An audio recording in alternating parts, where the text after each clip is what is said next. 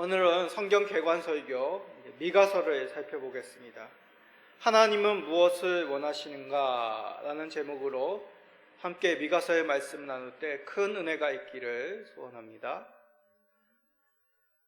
지난주에 한파가 물러가고 예년 기온으로 돌아왔습니다.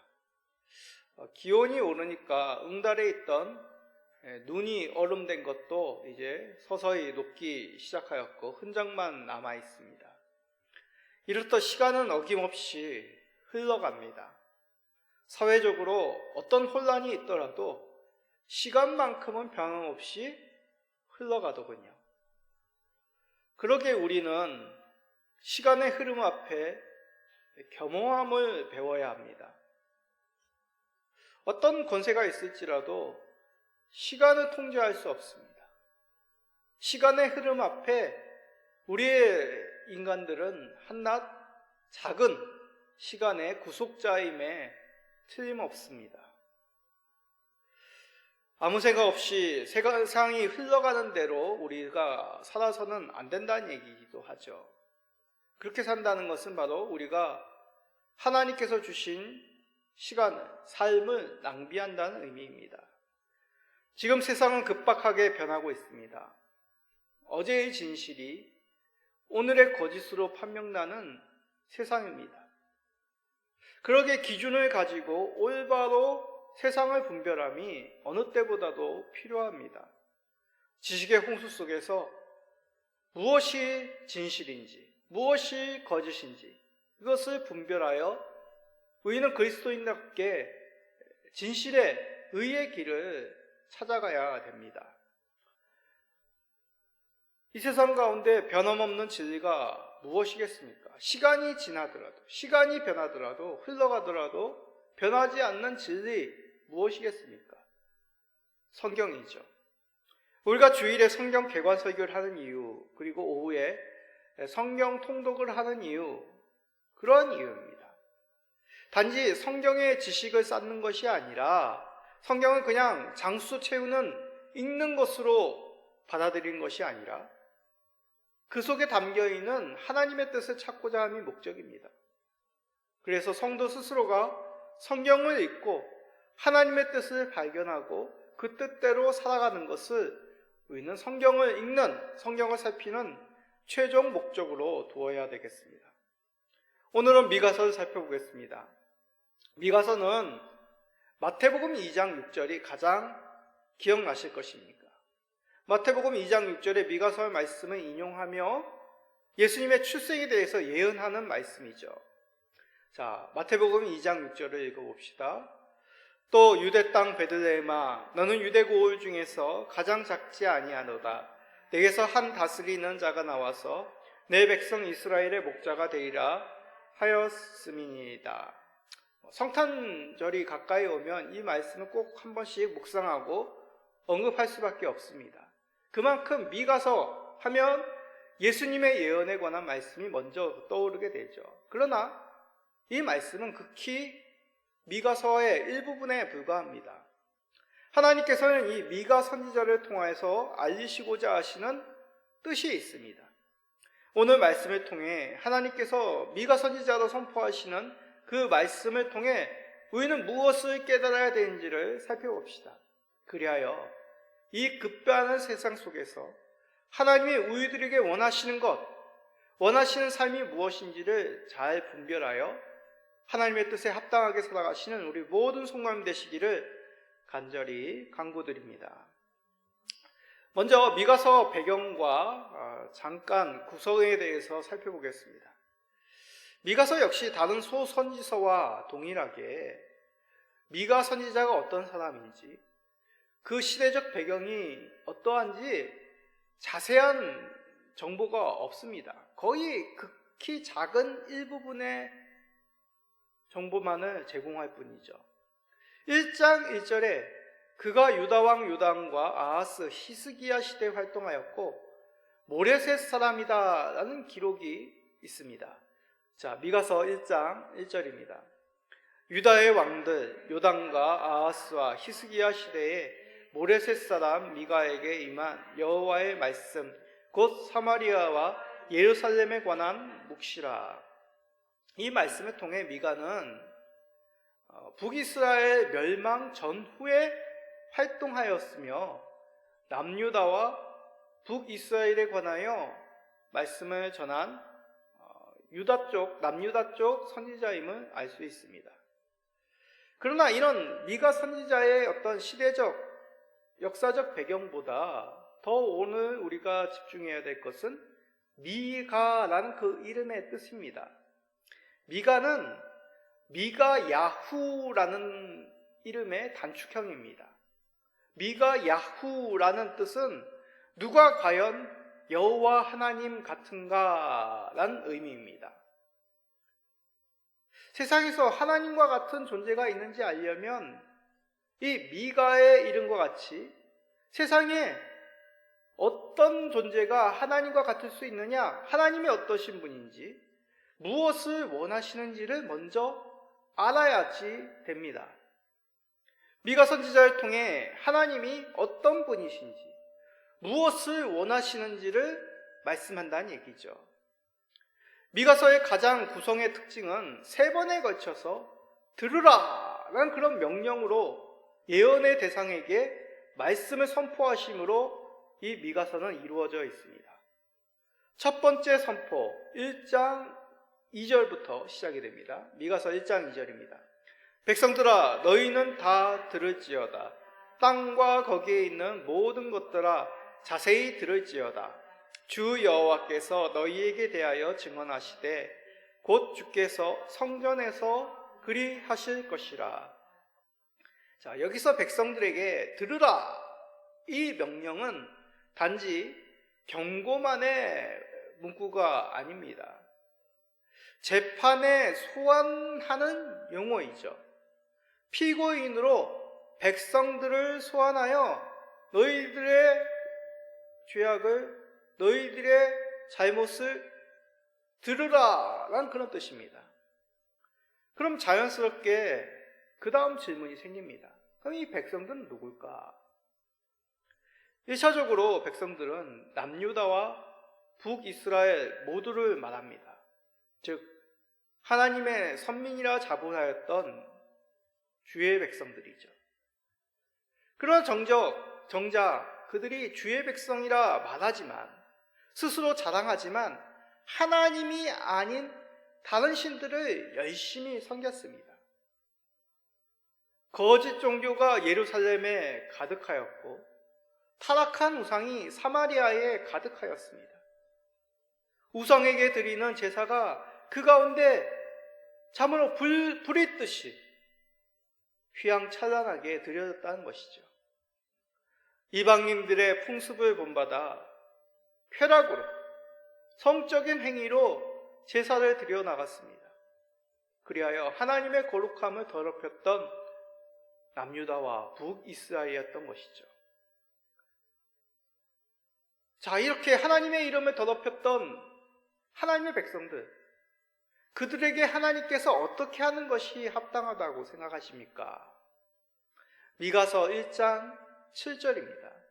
그 새긴 우상들을 다 부서지고 그 음행의 값은 다 불살라지며 내가 그 묵상들을 다 깨뜨리리니 그가 기생의 값으로 모았은즉 그것이 기생의 값으로 돌아가리라.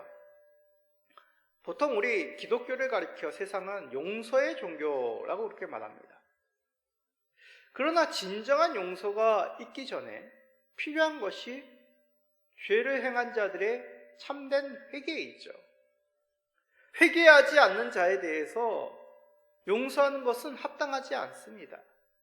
하나님께서는 그들을 심판하심으로 죄에 대해서 먼저 회개를 요구하십니다. 그들의 마음을 들였던 거짓 신들이 얼마나 허망한 것인지를 절절히 깨닫도록 심판하심이 먼저 수행되어야 되는 것이죠. 하나님께서는 북이스라엘을 아수르에 멸망당하게 하시고 남유다는 아수르의 침략을 당하여 풍전등화와 같은 위기에 놓이게 하십니다. 이러한 하나님의 징계에 대해서 너무하시다고 혹시 생각하십니까? 만약 여러분 곁에 있는 사람이 여러분을 배신하였다고 생각해 보십시오. 여러분이 사랑을 주었건만 여러분들이 가장 싫어하는 상대를 향해 애정 행각을 벌였다고 생각해 보십시오. 이에 대해서 인정하고 용서를 구해도 모자랄 판에 오히려 당당하게 부정을 여러분들의 눈앞에서 버린다고 생각해 보십시오. 이 얘기는 아침 드라마의 내용이 아닙니다. 실제로 역사 가운데 하나님의 백성들이 하나님께 행한 그 실상, 죄악입니다. 그러기에 하나님은 자신의 백성들에게 징계를 행하신 것이죠. 자, 그러나 이렇게 하나님께서 징계를 행하시는 목적, 무서운 하나님, 징계의 하나님을 보여주기 위함이 아닙니다. 징계를 행하시는 진정한 뜻, 바로 하나님께서 세상 가운데 참된 구원자요 다스리시는 참된 왕이심을 나타내시고자 하심입니다. 미가서 2장 13절입니다. 길을 여는 자가 그들 앞에 올라가고 그들은 길을 열어 성문에 이르러서는 그리로 나갈 것이며 그들의 왕이 앞서가며 여호와께서는 선두로 가시리라. 하나님께서는 놀랍게도 징계를 행하시는 가운데 구별된 자, 남은 자들을 준비하십니다. 하나님의 징계를 겸허히 당하고 하나님 앞에 두 손 들고 회개하는 자들, 하나님께서는 그들을 다시 찾으시고 다시 회복시키신다라고 말씀하신 것이죠. 그러기에 이 남은 자들은 그들의 공로가 아닙니다. 이 백성들이 하나님의 의의 기준에 이르러서가 아니라는 것이죠. 하나님께서 세상 가운데 뛰어나시는 분, 참된 왕이시고 참된 구원자이시기 때문에 하나님은 이러한 징계 가운데 회복을, 용서를, 남은 자들을 통한 구원을 행하시는 것입니다. 하나님께서 주의 백성들을 원수들의 손에서 건져주시는 충분하신 능력의 하나님이심을 나타내신 것이죠. 그래서 백성들이 원수들의 손에서 해방될 때 하나님은 맨 앞에서 진두지휘 행군하시리라고 말씀하시는 것입니다. 세상의 권세가 이러한 하나님의 백성을 막을 수가 없는 것입니다. 하나님께서 앞에서 그들을 인도하시니 그의 손에서 그의 백성들을 빼앗을 수가 없는 것이죠. 하나님께서 참된 자유와 참된 회복을 허락하셨기 때문입니다. 미가서 4장 7절입니다. 발을 저는 자는 남은 백성이 되게 하며 멀리 쫓겨났던 자들이 강한 나라가 되게 하고 나 여호와가 시온산에서 이제부터 영원까지 그들을 다스리라 하셨나니. 저는 자들, 포로된 자들, 그들을 회복시키시는 하나님이십니다. 그리하여 참된 왕으로서 영원토록 시온산에서, 거룩한 산에서 하나님께서 그의 백성들을, 세상을 다스린다고 선포하신 것이죠. 그러기에 우리는 기억해야 됩니다. 과거 역사 가운데 자칭 하나님의 백성이라 칭하였지만 세상에 거짓된 것을 섬겼던 자들의 결과가 어떠한지를 우리는 잊지 말아야 됩니다. 하나님은 그들의 우매함을 징계하시고 하나님만이 참된 주이심을, 참된 왕이심을, 참된 구원자이심을 나타내십니다. 우리는 이 미가서의 말씀을 통하여 하나님만이 참된 신이시요 하나님만이 구원하실 참된 능력자임을 인정하시고 높이시며 그의 이름만을 찬송하시는, 경배하시는 우리 모든 성도님 되시기를 간절히 기도드립니다. 자, 두 번째로 하나님께서는 자신의 의로움을 나타내시기를 원하십니다. 하나님은 미가 선지자를 통해서 두 번째 대상들에게 들으라며 그들에게 꾸짖으십니다. 그들을 재판정 가운데 소환하십니다. 그 대상은 다름 아니라 이스라엘의 지도자들입니다. 미가서 3장 1절입니다. 내가 또 이르노니 야곱의 우두머리들과 이스라엘 족속의 통치자들아 들으라. 정의를 아는 것이 너희의 본분이 아니냐. 자, 백성들이 잘못된 길로 나아간다면 이들을 바른 길로 인도해야 될 1차적인 책임을 가진 자들이 누구일까요? 나라의 지도자들이겠죠. 그러나 이스라엘 지도자는 오히려 앞장서서 백성들 앞에서 죄악을 범하였습니다. 특히 미가를 통하여 하나님께서는 이 이스라엘의 우두머리의 탐욕을 낱낱이 밝히십니다. 이들은 거짓된 평화를 선언하고 정의를 미워하며 옳은 것을 굳게 하는 재판을 행하였습니다. 오히려 하나님의 뜻을 정직히 전하는 자들을 핍박하고 나아가 그들의 생명까지 살해하기까지 합니다. 한 예로 이스라엘 죄를 밝힌 스가랴라고 하는 제사장이 있는데 그는 성전 제단과 왕궁 사이에서 살해되었습니다. 이 일에 앞장선 사람 다름 아니라 이스라엘 왕 요아스였습니다. 이 요아스라는 왕은 이 죽임당한 스가랴의 아버지 제사장 여호야다, 그의 여호야다의 도움으로 아합의 딸이죠, 이세벨의 딸이죠, 아달랴의 손에서 건진받은 자입니다. 그래서 이 여호야다가 숨겨서 이 요아스를 양육하여 결국 성인이 되었을 때 이 요아스를 왕의 자리에 추대합니다. 그러기에 요아스의 입장에서는 스가랴는 은혜, 자신을 돌봐준, 자신의 왕의 자리를 회복시켜준 여호야다, 은혜의 여호야다의 아들이죠. 그런데 이 요아스는 은혜를 원수로 갚았습니다. 그럴 뿐만 아니라 지도자로서 거짓된 소리에 미혹되어 의의 소리를 전하는 충직한 사람을 살인까지 행한 것이죠. 이러한 의의를 굳게 하는 지도자들에 대해서 하나님이 어떻게 하는 것이 옳다고 생각하십니까?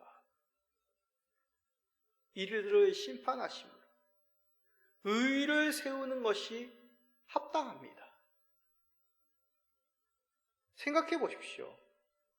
거짓말로 일관하는 나라의 지도자들, 탐욕으로 가득하여 재판을 굳게 하는 그런 악한 재판관이 있다고 생각해 보십시오.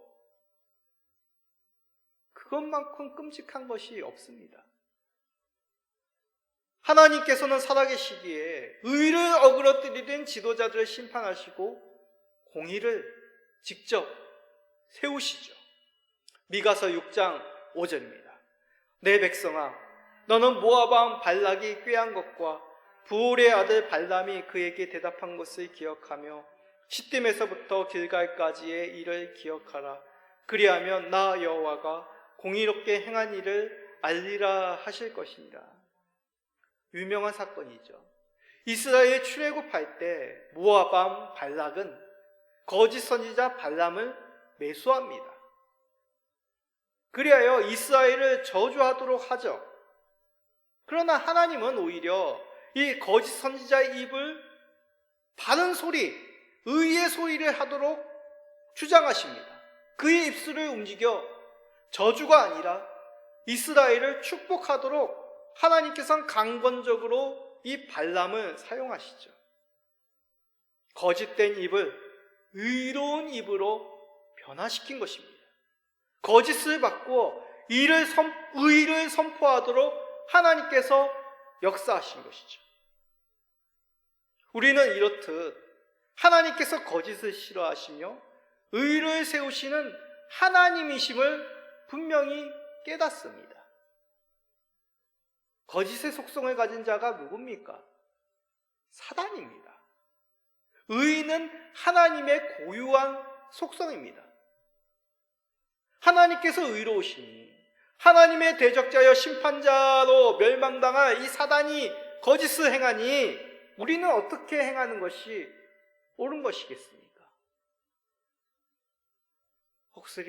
혹시 남들이 다 하는 정도, 그 정도까지는 하는 것 오히려 인간적인 것 아닌가요? 남들도 다 하는데 그렇게 유별나게 할 이유가 무엇인가요? 혹시 생각하시는 분이 있습니까?